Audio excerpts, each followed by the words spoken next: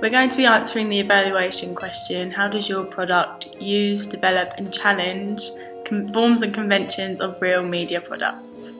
So first we had to decide a soundtrack for our trailer, and because I take music A-level, we were able to deconstruct John Williams' theme for Jurassic Park, where we discovered that the main form of a soundtrack is to have a memorable 4-bar motif that repeats throughout, so the audience will be able to pick up on this and remember it and sing it at a later date. Due to this, we picked an upbeat piece of music with a few memorable bits of the piece, which you can hear in our trailer. We also used the Bath's Enigma code to gain interest from our audience, and we noticed that this was present in a lot of film trailers. One that I deconstructed, The Hunger Games, used the Enigma code, not giving too much away, so that the audience want to see the complete film.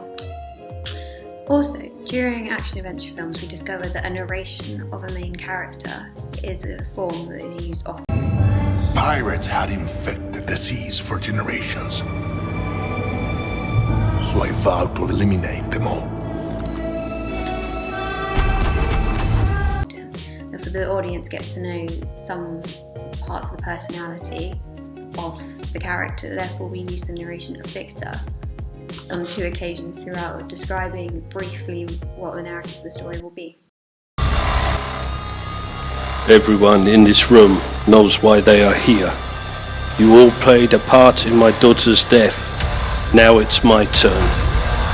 We also used Todorov's new idea of new equilibrium. So at the rather than in our trailer, at the end of the whole film plot, once the problem has been solved, a new equilibrium is presented through the use of someone watching over the new family to present danger and things like that. So then if there was ever to be a sequel, then that could lead on to that.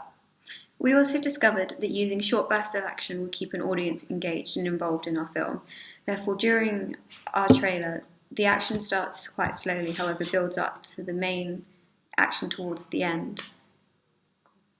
Another convention of action-adventure trailers that we used was the use of really fast editing, so putting short cuts all together, giving the appearance that the action is extremely fast.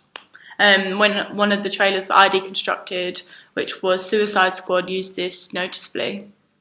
We developed our genre by adding the subgenre of horror, which can be seen using some of the weapons we have and narrative, which is quite brutal, with all the killings and stuff, which isn't always considered a typical convention of action-adventure genre. Another development that we made of action-adventure conventions was the representation of women. So incorporating Laura Mulvey's male gaze, we decided that we could have an attractive female lead, yet not sexualise her enough to make her weak and apply to Laura Mulvey's male gaze. We wanted to incorporate a beautiful action hero that is attractive to a male audience, but is not solely used for the purpose of sexualisation, and instead you can be a strong, bold, independent female character whilst being beautiful and attractive. A similar example of this would be someone like Lara Croft.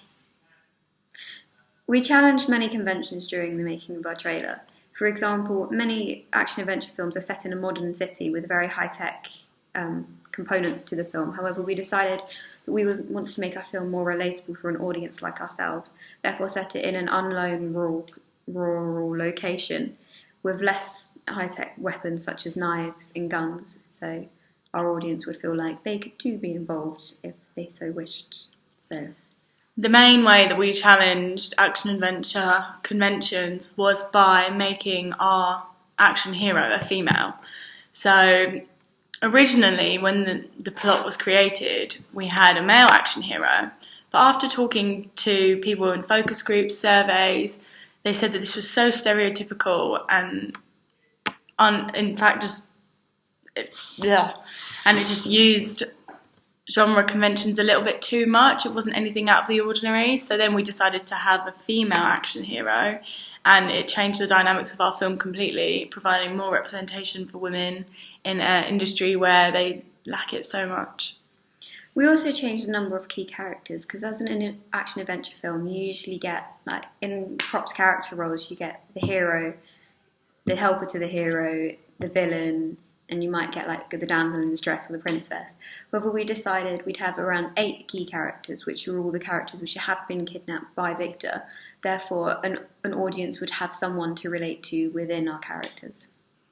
And we also used mise-en-scène to challenge genre conventions, as our lead character, Taylor Zidell, does not have an iconic costume or an iconic symbol.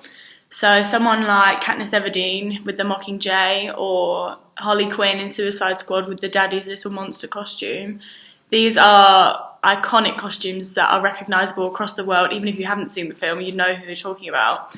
But whereas we decided to put our lead role in all black, just to represent how like cool she is, rather than actually creating a costume.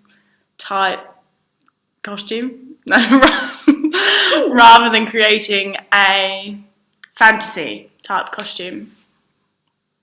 Cool. Cool.